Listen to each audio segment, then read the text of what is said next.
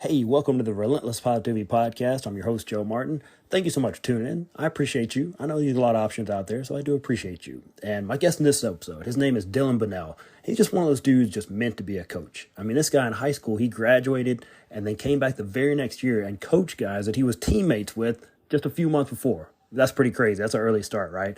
Just a really thoughtful, insightful guy. I'm really glad he's one of the coaches around here that's helping guys get better in the basketball arena. He's coached a little bit of everything, but he's really good at player development in basketball. Really nice guy. Enjoyed my time meeting with him. I think you will as well. Let's get into this episode.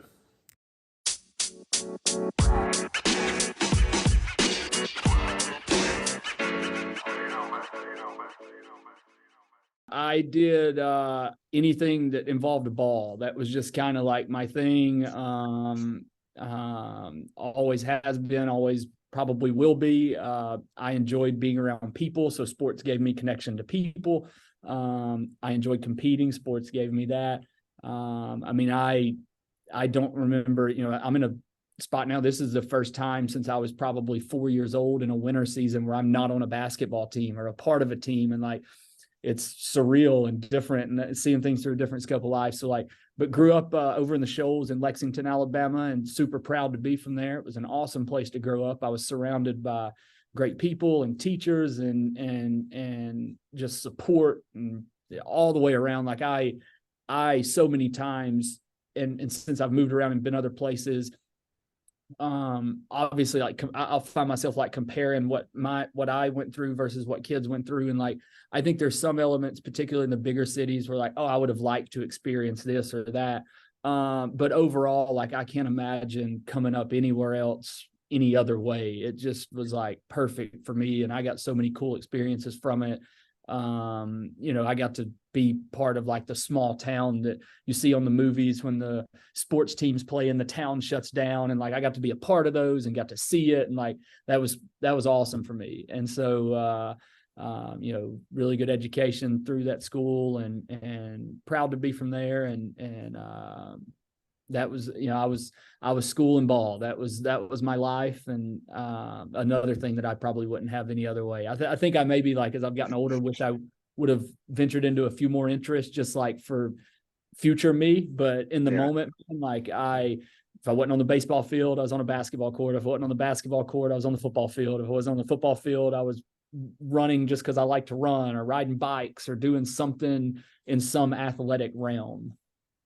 That's it, man. I was always jealous of kind of the small town kids that had their own stadiums. I grew up in Huntsville, man. We shared a stadium with 3 or 4 other schools. So having that home field, man, nothing like it. So I was always jealous of that. There are things like that. Like, and I didn't realize until I moved to Huntsville how fortunate I was to, like, I mean, obviously Huntsville is a phenomenal city and place to live, and there's so many people, but like to be in that community setting it's unique, it's different. And like Huntsville doesn't just have as much I mean, you got people that support the schools and do, but like it's something when you have people that don't have kids or any family at the game. They're just there because they live up the road and they've supported Lexington for 40 years, and they don't even know you, but they're there watching you play, and they probably got an opinion about you and, whatever. So there are things like that I wish I would have taken for granted more when I was going through it, because then after seeing the other was like, oh, there are huge benefits to that. Like, I mean, I conversely, when I was younger, probably wanted to play in Milton Frank, and like, man, that'd be awesome to be in the big stadium and the turf and all that. But then I hear people that went through your experience be like, well, I wanted all the other, like I wanted to walk into the breakfast joint and like some guy just pick up the bill because like, hey, good game last night. Like that was the kind of stuff I got versus we don't get to choose our upbringing, but I was thrilled to get to be a part of mine. That sounds like a great childhood, man. That's awesome. So who was your probably most influential either teacher or coach coming up? Oof, man. To pick one would be like a disservice. So I was like really fortunate too. I grew up with all of pretty much our entire high school coaching staff of like all sports had kids like my age, a year older than me. So like my entire like youth childhood, I was coached by like varsity coaches all the time. So like we had some dads that helped out. And I mean, there's a few of those that I might put on that list. A guy, Mickey Thompson, that was just like one of our youth league coaches. My dad coached me some.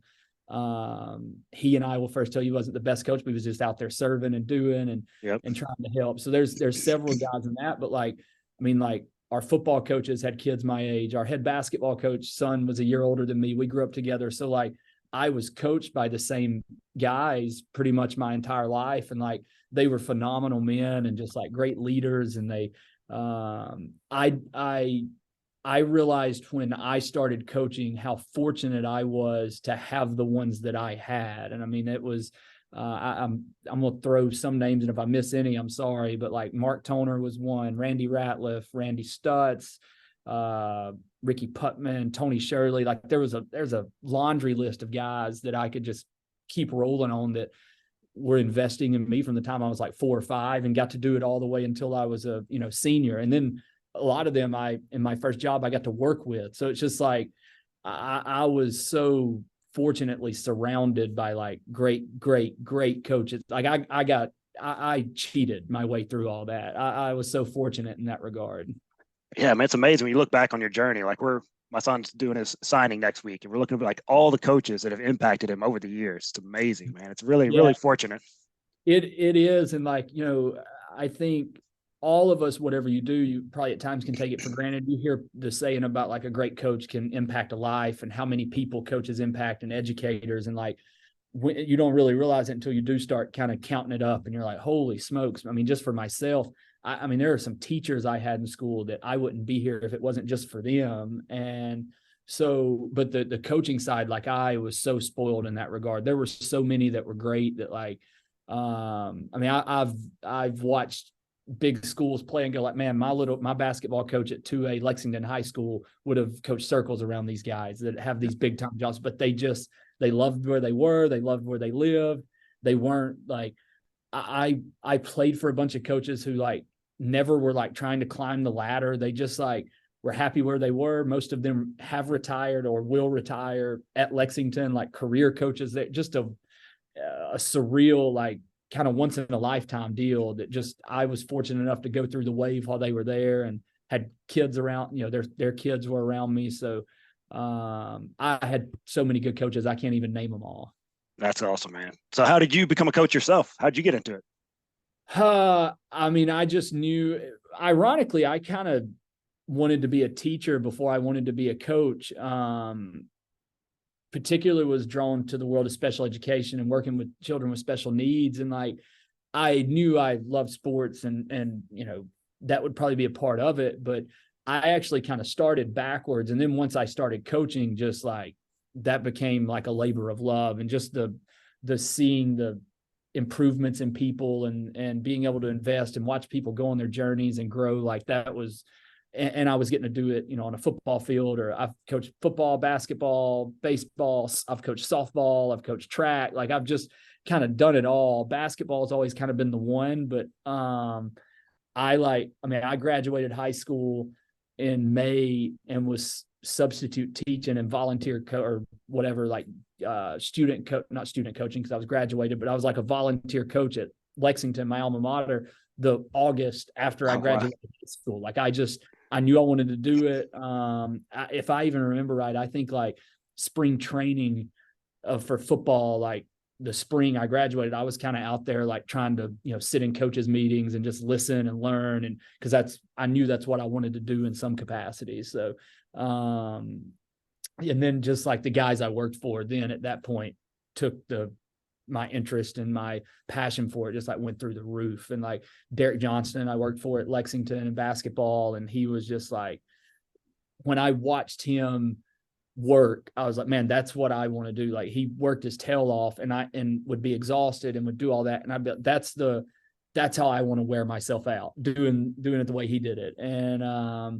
And so another one of those is like coaches' interest. That was the guys I worked for that I'd also played for that, helped me realize that that's what I wanted to be doing. So, and then along the way of continued to cross paths with so many that just keep my interest in it or help me find new loves inside of it. So it's just like a nonstop world of influence.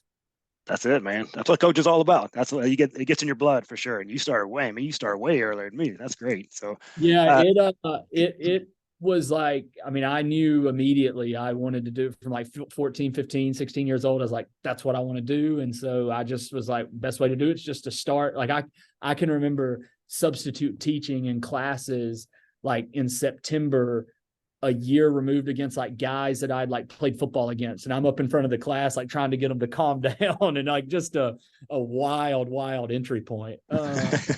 But you know, that's I wanted to know if it's really what I wanted to do, and I figured no way to figure that out than to jump in and see what, you know, see if it works. That's and I the was best like, way to do it. yeah, and I was like, oh, and they're going to pay me to do this? This is awesome. So anyways, yeah, it that was kind of the starting point, and it's kept going ever since then. That's it, man. So you're kind of known as a great player development guy in the basketball world. So let me ask, so you got a kid, he's never played ever. Where do you start with him? How do you develop a kid that's never played ever?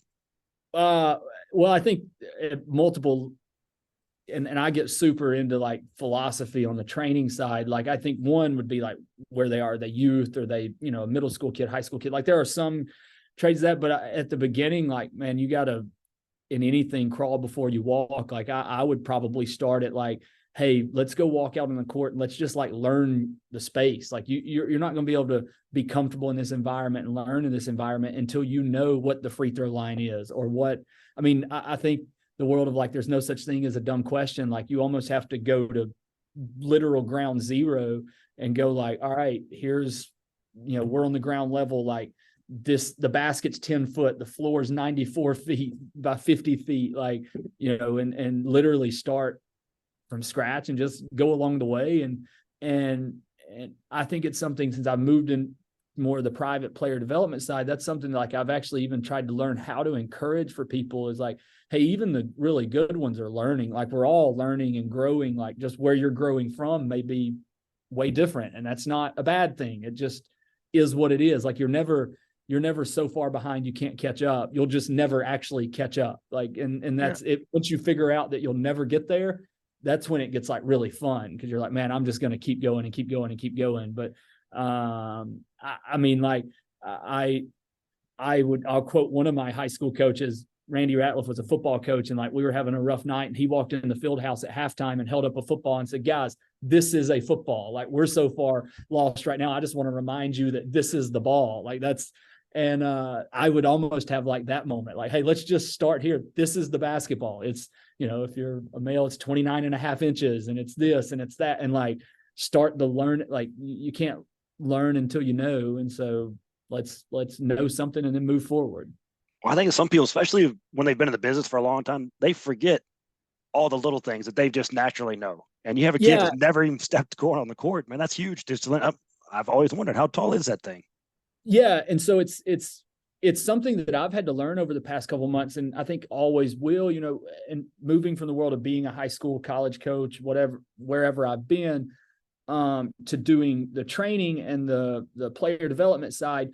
There are times in like camps or in clinics where, you know, someone walks in for the first time, I haven't met them, and I forget, like when I was a high school coach, everyone spoke the same language as me. Like when I was the head coach, I put the language in that I wanted to be spoken, and we spoke it. So if we said we're going to work on, you know, stride, stop, outside hand finishes, everybody knew, like, bam, that's where we're going. When you get into this world, you're talking about people that it's a melting pot of some people know this, some know that. And I have had to learn that, like, not everyone does know what I know. And so how do you communicate effectively to the ones that do, but also the ones that don't, and also the ones who are ahead of that, and also the ones who are behind that? It's like this, it's this entire new philosophy that I've had to like undergo in my entire like scope of teaching, that has been challenging at times, and probably even rewarding, I think, in the sense of, even as I think back to coaching teams, I'm like, man, I probably did some of those kids a disservice because they might not have connected with that. I might just like have assumed they knew or something. And so it's hard sometimes. You get going and then you look back and go, oh, that like, I've had so many, the most recent moment last weekend was doing a youth clinic and said something about going to we were partner shooting and about one partner getting the rebound. And I had a kid raise their hand and go, hey, what's a rebound? And I was like, that's a fair question. Like if you didn't know that, like, I can't imagine what you would think I was talking about. Yeah. So then it was like a great aha moment for me of like, hey, how many of you other guys, and these were, younger kids, but like there were 2 or 3 more that were like, oh, okay, I got it now. And I was like, man, how enlightening it was for this kid to admit that, like, we all just assume everybody knows what a rebound is, but that kid didn't. And I'd asked him to do it and then had to like think back and explain a rebound. And I haven't done that ever. I don't know. So that, like, since I was coaching like a fourth, so that's been it's been fun to kind of go through some of those experiences. That's it. I was coaching a 10U football team one time, and it was our 6th game of the year. And this kid turns to me before the game and says, "Coach, am I the quarterback?" I'm like, "No, no, sir. We have not taught you anything. Apparently, Thankfully, you are not. Like, it would be a problem if you was. I mean, you're what we call an offensive lineman. So I mean, it's just that you don't know what these kids don't know. So it's good to get on their level, man. That's cool. It is. No, it's and it makes you a better teacher. Like when you realize that, I think, like, I think too many teachers get caught in the ego of like, you should know what I know. Like, no, your job is to teach, and that means to the learner, regardless of where they are, and like, if that means teaching what a rebound is, that's your job that day. And so I've embraced that a lot more and learned to seek out more of those opportunities instead of just trying to like, hey, what can we do next?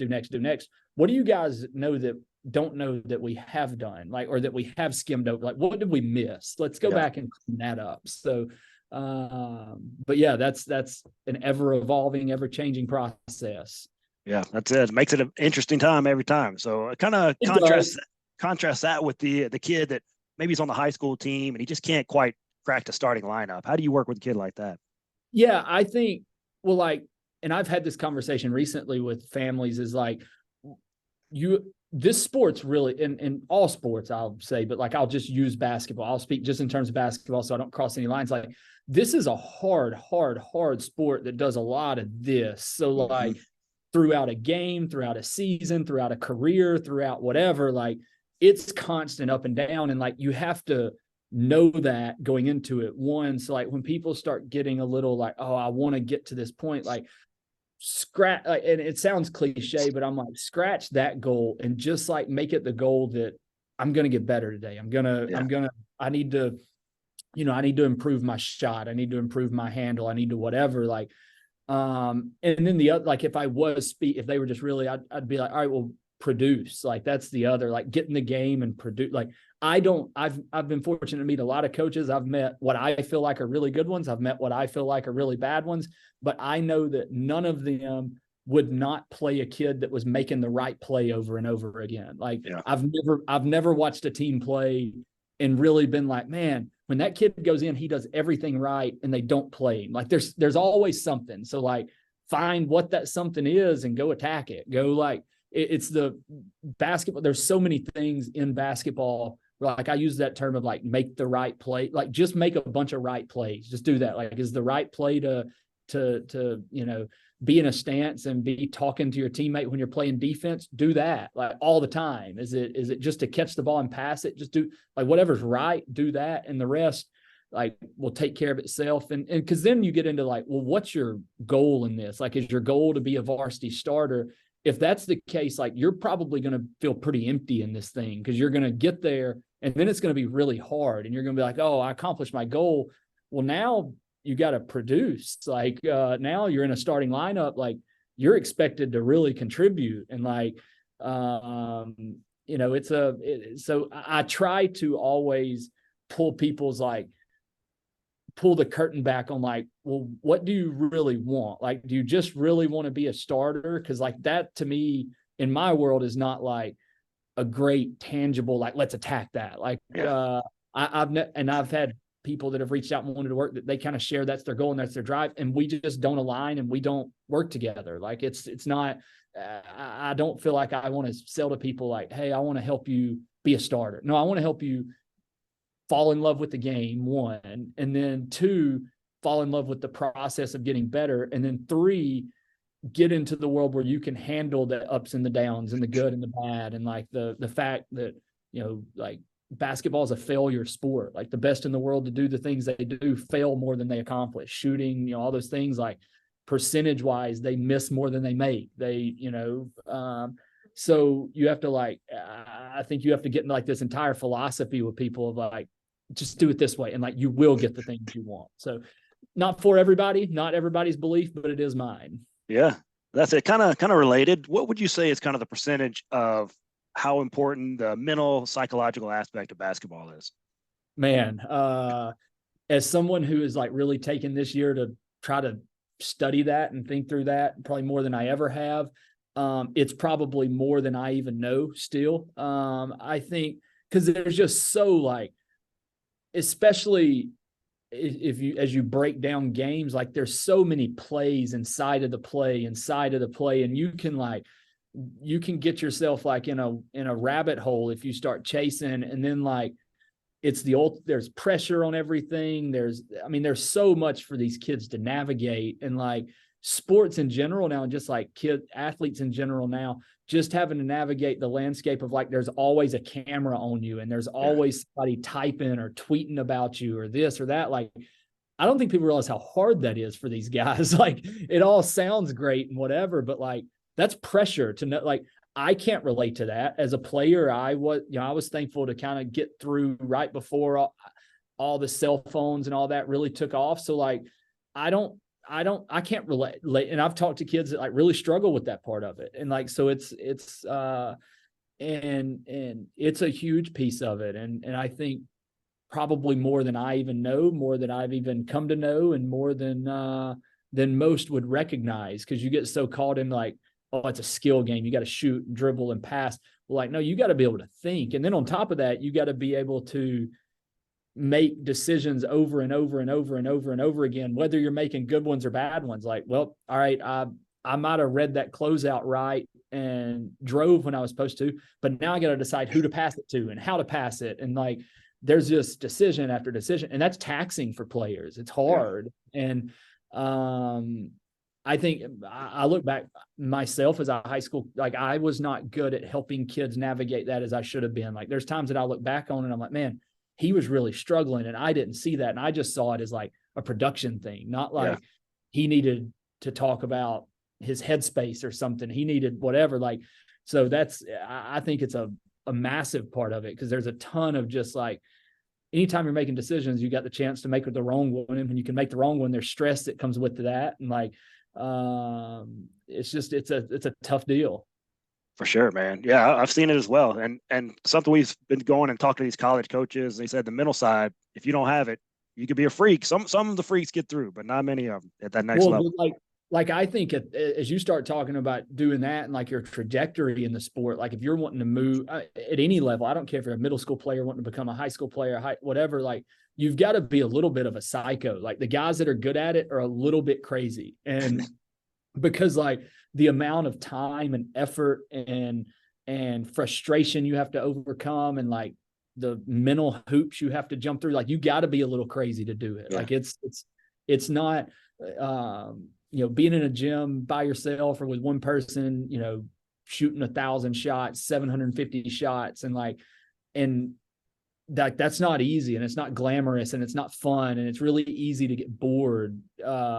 Like working on ball handling, there's like you have to be a crazy person to like want to walk in the gym and like pound a ball into the floor thousands of times just to get better at it. When like that ball bounces every time you drop it, it's coming back to you. But you go find these intricacies of small things that you've got to improve about it. And like, it's I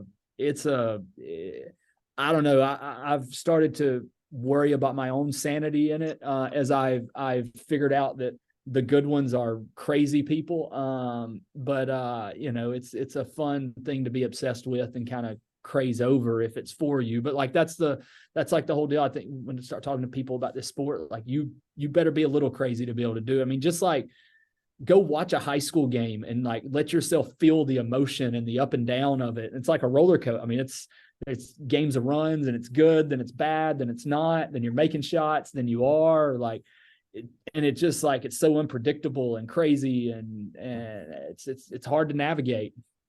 For sure, man. Yeah, you'll definitely see that. Go check out a game this year, and you'll see. You can feel it. You don't even have to see it. You can feel it out there. So and inevitably, like you're going. To me, basketball is like hard.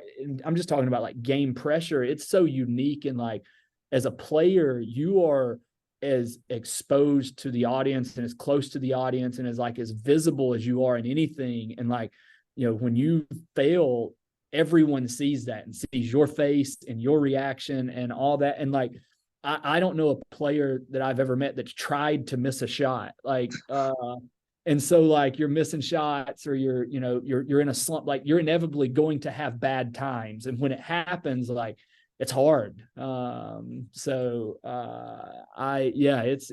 the mental aspect for players now. Like I hate that I wasn't as open to it earlier in my career as I am now, because I've realized how big of a deal it is. Yes, you kind of been studying up on that type of deal. What were some tips for some kind of the middle side for the kids?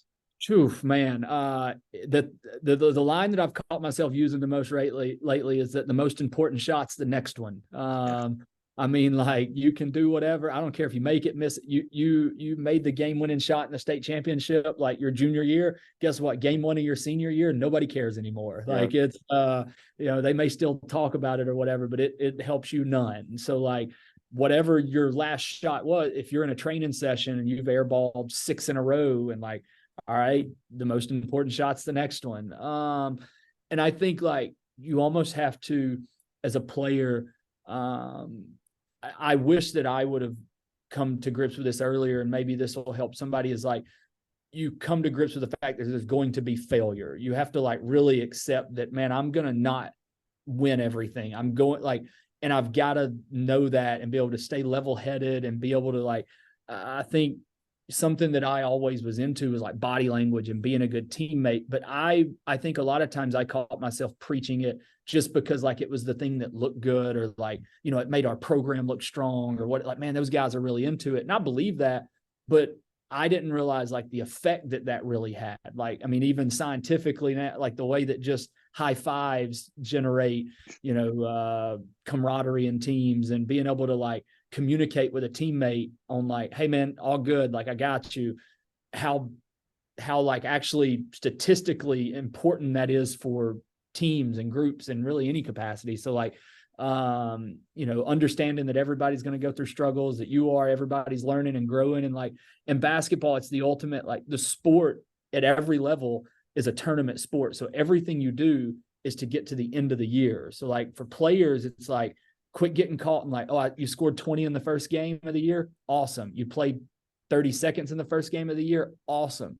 You're trying to get to the post. Like you're just building everything to a 1-game season. Like that's all the sport is. Even at like, most youth leagues now have some kind of tournament at the end where you get seeded and you play. So like the sport is a tournament sport. And so like, use your time, learn, grow, like understand that you don't know what you don't know. I think you said that earlier. I think that's an important thing for players to like do, and go like, hey, I don't know everything. And I'm going to every game practice. I'm going to encounter a situation I've never encountered before. And like, can I learn from it? And if not, it's like, it's the ultimate. I love asking kids, like, what'd you learn at school today? And they're like, oh, I don't know. Like, why'd you go then? Like, man, how you not know what you learned? Like basketball, same thing, like go into the gym and learn something every day. Like I try to do it. I leave drills sometimes that I've ran for 10 years and I'm like, oh, that was a little thing that we could tweak about that might make it better, or make it make more sense, or some alteration to it. So like, I just think like opening yourself to that all is super helpful. Yeah. I mean, I give my son one piece of advice when he goes to practice. Hey, be coachable. Be coachable, man. Be open to whatever they're going to teach you today. Because don't think that I already know all this, man. You are 17 years old and barely know what the world's about. Man, be a sponge, man. Soak it in. And I'm trying to learn that as a 30-year-old. I still almost 31. Like I'm still trying to realize now that I don't know anything, and like, and trying to have that humility and that, just that attitude into all of it. Like I in the past few months have just found myself like being a sponge and like asking people some of the most basic questions about, like going to some of my mentors and some of my coaching friends, or friends that are in business world or leadership, and just like asking them the most simple questions that like 3 years ago I'd have been like, no, I'll never ask anybody that. There's no reason to now allow myself to do it, to try to learn and grow. And like, I think I can talk through all that from the player side, because like I'm really doing it for myself right now. And I think at some level we all should be. So it's really easy to, for me to counsel players on that, because I'm trying to live that as well. Hey man, the older I get, the more I don't know. So oh man, yeah. it almost starts getting scary for me. I'm like, gosh, I was just not an intelligent person yesterday, or 6 months ago, or whatever. Like the little that I knew about what I thought I knew is just astounding. Yeah, when I graduated college, man, I knew it all. Then I look back like that. I got to go apologize to people I used to train back in the day. I'm sorry, man. I thought I knew. I didn't. You could go talk. 18-year-old Dylan Bunnell is hanging out in the coaching office at Lexington, drawing plays on a whiteboard, going like, "I'm going to win a national championship or NBA champ because of this play." Like, this is the one. Like, this is the thing that's going to do it, not knowing anything. It's on. I almost feel bad for kids I coached in the past. I'm like, you got such a bad product of me. Yeah. Like, but I mean, that's the journey, and that's part of it. And I have like joked with guys in the past, like that, continue to stay in touch with. I'll be like, "Oh, I love that you're doing." I'm like, "Yeah, I wish I would have knew that when you came through. Like I could have helped you way more." But yeah, we live and we learn. We all do. My bad, guys. My bad. I know now. I know now. That's all I'm better now. Like when your kids come through, I'll be rolling on this. Like, don't worry. Give me about 20 more years and we got this. Yeah. So, man, you're always open to learning new things. You've kind of started something new that you're doing. Kind of tell us what you're doing now. Yeah. So I stepped out of coaching in teams, working in the schools, and now I entered just the training player development space full time, and I'm fortunate enough to get hired. It's the Priceville Event Center. It's in Priceville. It's actually a Decatur address. It's right off the interstate. If you're heading down 65 at the Decatur exit, you can see a big, beautiful building that I get to host everything out of here, and running camps and clinics and doing some individual and group trainings, and soon to be rolling into the world of some mentorship type stuff that do. So just like trying to find a new world to stay busy in it, and then watching as much basketball as I can, and trying to like just stay up to it a little bit, and search through kind of myself and my thoughts and what I like. But I've loved this space. Has always been fascinating to me. Even when coaching teams, I just enjoyed the PD side of the running a program. I enjoyed watching players from year to year get better, and looking back when they finished and going, "Oh, that was awesome to see their journey." And so now, like, that's all I'm worried about. I'm no longer I no longer am looking at a scoreboard judging myself. I like get to just take these guys and work with guys, girls, work with them, grow with them, try to mentor them a little along the way. And the thing that I'm trying to do that's hopefully a little unique, and I hope that, and I is having relationships with all these high school coaches, is particularly with my older players.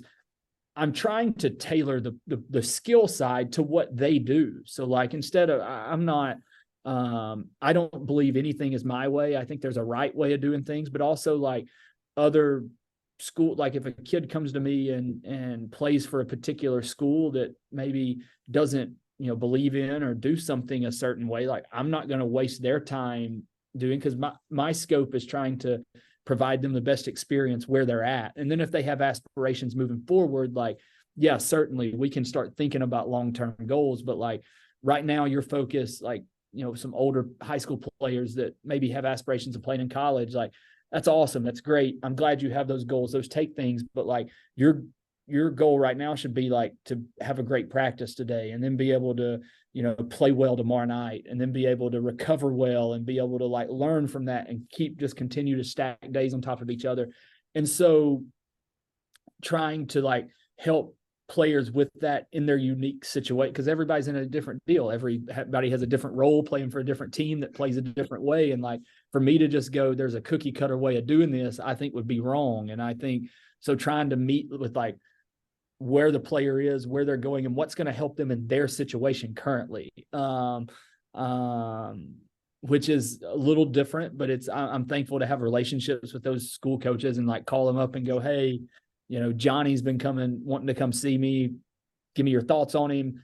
Tell me about how you guys play. Like, what does he need to improve on?" Like, I almost want to be an extension of a school coaching staff and then feel like I'm a asset more than I feel at times the rift between coaches and trainers is like, well, he's teaching him all this stuff that he don't need and whatever. And like the high school coach wants this and his trainer, mentor, AAU coach, or somebody wants this. Like, why can't we all just like align on the same? Like, why can't we all go, all right, we're in this for this kid and he needs this. You can provide that. You can provide that. You can provide that.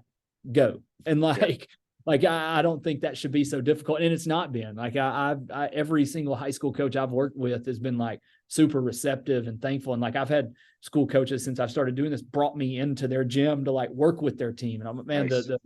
Which I appreciate the I don't know, lack of ego of that. I think, you know, to as a coach, like I don't know if I would have been able to do that, like allow somebody else to come in, you know, and not do your job, but like do things for, and most of them have talked about how like nice it is to have a different voice saying the same things. And like, it helps.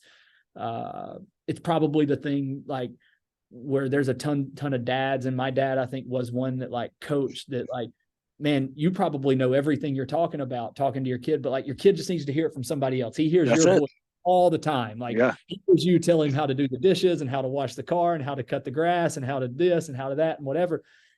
We're saying the same thing, but for some reason from that different voice, it just means a little bit more, or it just makes it resonate a little more. And so like, I didn't realize how much of a need for that was, but it's been something that like this fall and this summer, I did a little bit of and hope to continue doing moving forward. Obviously teams are in season now, so I just get to go around and watch them play now. That's great, man. So if someone's listening right now and they want to get in touch with you, what's the best place to follow up with you?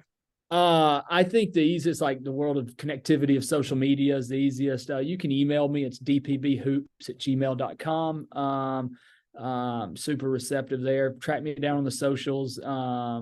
And I just like having conversation. Like I've had people throughout from parents to coaches to like people reach out and like want to talk basketball. And I'm like, yeah, let's do it. Let's talk. Or like, you know, philosophy or training or psychology of the sport or whatever. Like, I don't know. I think I admitted earlier, I don't know a whole lot, but I like talking about it. And I don't ever know what conversation might lead to learning something, or, you know, but obviously if there's a side where, someone feels like I can help them, then I want to figure out how to do that. But even if it's just to call and talk hoops or talk life or talk anything, like I want to be accessible to people and be a resource. And so you can track me down any way that you need to. Cool. Yeah, I'll link that in show notes for everybody so they can reach out to you on social and your email and all that good stuff. So, hey, if you're listening right now, why don't you share this episode? Dylan's doing some cool stuff out there. Maybe there's someone out there that you can help by connecting them to Dylan. There's things he's doing out there, helping kids develop. Man, it's so important. It gives them, it's beyond the court, what he's doing. It goes way beyond that. Give his kids confidence and all that. And maybe go out and spread some positivity that way, just sharing this episode. Hey, Dylan, thanks so much for coming on, man. It's been great. Dude, thanks for having me. Thanks for what you do. Anytime we can talk about anything positivity, that's a no-brainer for me. So we're putting good content in the world, and I appreciate you providing the platform for it to happen. Yes, sir. Keep up the good work. Hey, everybody go out and spread some positivity this week. We'll see you next time.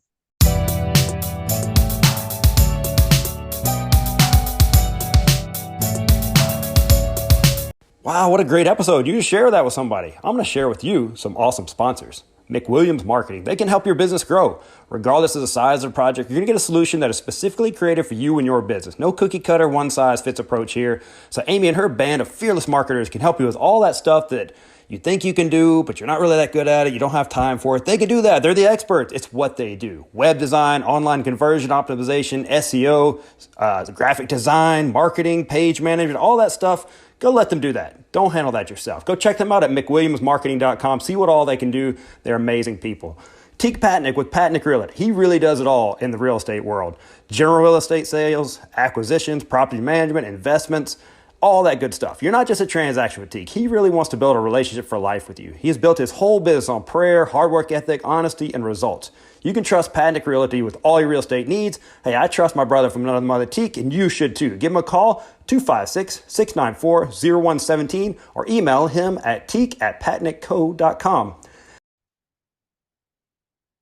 Over the past 4 years, Valley Leadership Academy has established a reputation for being the ideal alternative to traditional schools by providing an excellent education along with real-life leadership and service opportunities. Now is your chance to come alongside them and help them grow to the next level. Please visit valleyleadershipacademy.org to find out about personal and corporate sponsorships that will help this remarkable school grow in an even brighter spot in Huntsville. Together, we can make a difference. Hey, these are awesome businesses. Go support them. They're out supporting positivity, and they will do you right. Have an awesome day.